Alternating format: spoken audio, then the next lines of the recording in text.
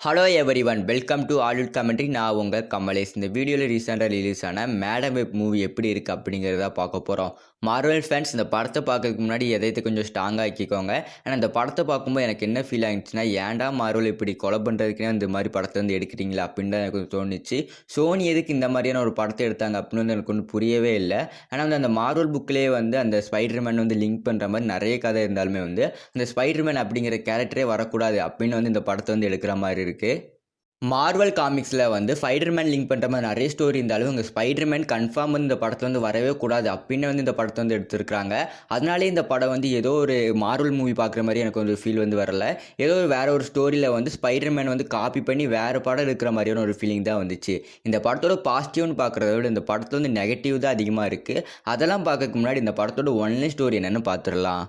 Madam web இந்த படத்தோட one line story என்ன, நம்ம படத்தோட வில்லனுக்கு வந்து ஒரு கனவு மாதிரி ஒன்று வருது. அந்த கனவுல வந்து 3 ஸ்பைடர் உமன்ஸ் வந்து நம்ம படத்தோட வில்லனை வந்து கொல்ற மாதிரியான சீக்வன்ஸில் வந்து கனவு வருது. அதனால் அந்த கனவு பார்த்து பார்த்தா நம்ம படத்தோட வில்ல வந்து அந்த 3 ஸ்பைடர்மேன் உமன்ஸுமே வந்து கொல்லலாம் அப்படின்னு வந்து முடிவு பண்ணுறாரு. அதுக்காண்டி அவங்க இருக்க எல்லா இடத்துமே வந்து ட்ராக் பண்ணி வந்து போகிறாரு. அதே சமயம் நம்ம படத்தோட ஹீரோயினான டொக்கேட்டோ ஜான்சன் வந்து அந்த 3 ஸ்பைடர் உமன்ஸுமே வந்து சேவ் பண்ணி வைக்கிறாங்க. என்ன நடக்குது, அதுக்கப்புறம் அந்த 3 ஸ்பைடர் உமன்ஸுமே வந்து நம்ம படத்தோட வில்ல வந்து கொன்னாரா இல்லையா அப்படிங்கிற இந்த படத்தோட ஸ்டோரி. இந்த படத்தோட ஸ்டோரி வைஸ் பார்க்கும்போது ஒரு தரமான சூப்பர் ஹீரோ ஸ்டோரி. அது மட்டும் இல்லாமல் இந்த படத்தோட ப்ளஸ்ன்னு பார்த்தோம்னாலே வந்து இந்த படத்தை வந்து ப்ளஸ் வந்து கம்மியாக தான் இருக்குது. மைனஸ் இந்த படத்தை வந்து அடிக்கிட்டே போகலாம். சரி, நம்ம அதுக்கு முன்னாடி இந்த படத்தோட ப்ளஸ் என்னன்னு வந்து பார்த்துடலாம். இந்த படத்தோட மெயின் ப்ளஸே வந்து டொக்கேட்டோ ஜான்சனோட நடிப்பு தான். இந்த படத்தில் வந்து டொக்கேட்டோ ஜான்சனோட நடிப்பு வந்து பர்சனல் ரொம்பவே வந்து பிடிச்சிருந்தது. அவங்க அம்மா வந்து ஃபஸ்ட்டு வந்து கெட்டவங்க அப்படின்னு நினச்சிக்கிட்டு இருக்கும்போது ஒரு கட்டத்தில் வந்து அவங்க அம்மா வந்து நல்லவங்க தான் அப்படின்னு வந்து தெரிய வரும்போது அவங்களோட அந்த அழுகிற சீன்ஸாக இருக்கட்டும், அவங்களோட ஆக்டிங்காக இருக்கட்டும், பர்சனலாக வந்து ரொம்பவே வந்து பிடிச்சிருந்தது. அதுவுமே இந்த படத்தை வந்து நம்ம படத்தோட ஹீரோயினுக்கு வந்து ஃபியூச்சரை வந்து கணிக்கிற மாதிரியான ஒரு சக்தி வந்து இருக்கும். அது வந்து படத்தோட ஸ்டார்டிங் சீனில் வந்து கிடைக்கும்போது நம்ம படத்தோட ஹீரோயினோட ஆக்டிங் வந்து நல்லா தான் இருந்துச்சு. ஃபஸ்ட்டு தடவை ஃப்யூச்சரை கணிக்கும்போது நம்ம ஹீரோயினோட மூஞ்சிலே வந்து தெரியும், இங்கே என்ன தாண்டா நடக்குது, நம்மளால் வந்து ஃப்யூச்சரை வந்து கணிக்க முடிகிற சக்திலாம் நம்மகிட்ட இருக்கா அப்படின்னு வந்து அவங்க யோசிக்கிற அந்த சீக்வன்ஸில் வந்து அந்த ஃபேஸ்லேயே வந்து அந்த ரியாக்ஷன் வந்து நல்லா சூப்பராக பண்ணி வந்து ஆக்டிங் வைஸ் வந்து நல்லா சூப்பராக வந்து கொண்டு போயிருப்பாங்க. அது மட்டும் தான் இந்த படத்தோட பாசிட்டிவ் வந்து சொல்ல முடியும். இந்த படத்தோட பாசிட்டிவ் அப்படின்னு பார்க்கறதோட நெகட்டிவ் தான் இந்த படத்தை வந்து அதிகம். நெகட்டிவ் வந்து லிஸ்ட்டு போட்டுக்கிட்டே இருக்கலாம். ஃபஸ்ட்டு நெகட்டிவ் வந்து இந்த படத்தோட ஸ்டோரி லைனப் தான். இந்த படத்தோட ஸ்டோரி லைனப்பே வந்து மார்வல் காமிக்ஸ்லேருந்து ஒரு தப்பான கண்ணோட்டத்தில் வந்து எடுத்துருக்காங்க. மார்வல் வந்து சூப்பர்மேனை வந்து அந்த லிங்க் பண்ணுற மாதிரியான ஒரு ஸ்டோரி லைனப் தான் இருக்கும். ஆனால் இந்த படத்தில் வந்து அந்த சூப்பர்மேனே வரக்கூடாது அப்படிங்கிற ஒரு கண்ணோட்டத்தில் எடுத்தனாலே வந்து இந்த படத்தோட ஸ்டோரி லைனப் வந்து எனக்கு பர்சனலாக பிடிச்ச மாதிரியே வந்து இல்லை. இந்த படத்தோட செகண்ட் மைனஸ் என்னன்னு பார்த்தோம்னா, இந்த படத்தில் வர கேரக்டரோட ஆக்டிங், அதுக்கப்புறம் இந்த படத்தோட ஸ்டோரி லைனப். இந்த படத்தோட ஸ்டோரி லைனப்பாலே வந்து இந்த படத்தில் வந்து நிறைய கேரக்டர்ஸ்க்கு வந்து அந்த ஆக்டிங் வைஸ் வந்து எனக்கு பிடிக்கிற மாதிரியே வந்து இல்லை. ஏன்னா வந்து இந்த படத்தில் வந்து பெரிய பெரிய ஆக்டர்ஸ் வந்து நிறைய பேர் இருந்தாலுமே வந்து அவங்களுக்கு வந்து ஒரு சிம்பிளான ரோல் கொடுத்து அவங்களோட கேரக்டரை வந்து மோசம் பண்ணிட்டாங்க அப்படின்னு வந்து சொல்லணும். அதுலேயுமே வந்து இந்த படத்தோட மெயின் கேரக்டரான அந்த வில்ல கேரக்டரே வந்து எனக்கு வந்து பிடிக்காத மாதிரி தான் வந்து இருந்துச்சு.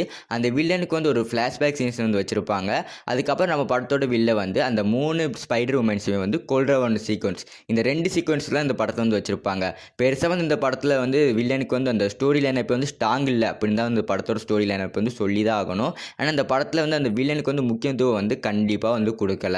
இந்த படத்தோட 3ஆவது மைனஸ் என்னன்னு பார்த்துட்டோம்னா, அந்த 3 ஸ்பைடர் லேடிஸ் தான். ஏன் அப்படி சொல்கிறோம்னா, இந்த படத்தோட டெய்லரில் வந்து அந்த 3 ஸ்பைடர் உமன்ஸுமே வந்து அந்த ஸ்பைடர் சூட் போட்டு தான் ட்ராவல் பண்ணுற மாதிரி காட்டியிருப்பாங்க. ஆனால் அந்த படத்தில் வந்து அந்த ஸ்பைடர் சூட் போட்டு வந்து ஒரு 2 நிமிஷம் 3 நிமிஷம் தான் வந்து படம் ஃபுல்லுமே வந்து வந்திருப்பாங்க.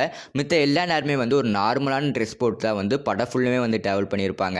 அது இந்த படத்தோட ஒரு பெரிய மைனஸ் அப்படின்னு சொல்கிறத விட இந்த படத்தில் வந்து முக்கியத்துவம் கொடுக்கல அப்படின்னு தான் வந்து சொல்லணும். அந்த 3 ஸ்பைடர் உமன்ஸுமே வந்து முக்கியத்துவம் கொடுக்காம நம்ம படத்தோட ஹீரோயினான டொக்கேட்டோ ஜான்சனுக்கு வந்து பெரிய முக்கியத்துவம் கொடுத்துருக்காங்க. அவங்க சுற்றி நடக்கிற விஷயங்கள், அதுக்கப்புறம் அவங்க எப்படி வில்லனை வந்து தடுக்கிறாங்க அப்படின்னே வந்து இந்த படத்தோட ஸ்டோரியை கொண்டு போனனால அந்த 3 ஸ்பைடர் உமன்ஸுக்கு வந்து பெருசாக வந்து முக்கியத்துவம் கொடுக்கல. இப்படி இந்த படத்தோட மைனஸ் பற்றி பேசிக்கிட்டே போனோம்னா பேசிக்கிட்டே இருக்கலாம். இந்த படத்தோட எடிட்டிங்கும் மைனஸ் தான், ஆக்டிங்கும் மைனஸ் தான், ஸ்டோரி லைனப்பும் மைனஸ் தான். ஓவராலாக இந்த படத்துக்கு வந்து IMDb ரேட் வந்து நான் 10க்கு 6 கொடுக்குறேன்.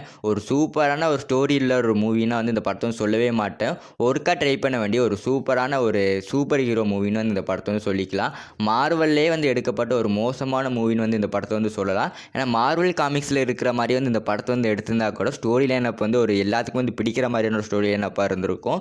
இவங்களே ஒரு தினுசாக வந்து எடுக்கிற அப்படின்னு வந்து சோனி வந்து பெரிய தப்பு பண்ணிட்டாங்க. இந்த படத்தை போய் ட்ரை பண்ணி பார்க்கணும்னா வந்து இந்த படத்தை போய் நீங்கள் போய் ட்ரை பண்ணி பார்த்துருங்க. என்னை பொறுத்த வரைக்கும் இந்த படத்தை நீங்கள் வந்து ட்ரை பண்ணி பார்க்க வேண்டாம் அப்படின்னு வந்து சொல்லுவேன். இந்த வீடியோ பிடிச்சிருந்தால் லைக் பண்ணிடுங்க. இந்த மாதிரியான இன்ட்ரெஸ்டிங்கான மூவி ரிவ்யூ பார்க்கறதுக்கு மறக்காமல் என்னோட சேனலை வந்து சப்ஸ்கிரைப் பண்ணிடுங்க. ஒரு சூப்பரான மூவி ரிவ்யூ பார்க்கணும்னா மறக்காமல் சைடில் தெரிந்த வீடியோ வந்து கிளிக் பண்ணி பாருங்கள். நான் உங்களை அங்கே வந்து சந்திக்கிறேன்.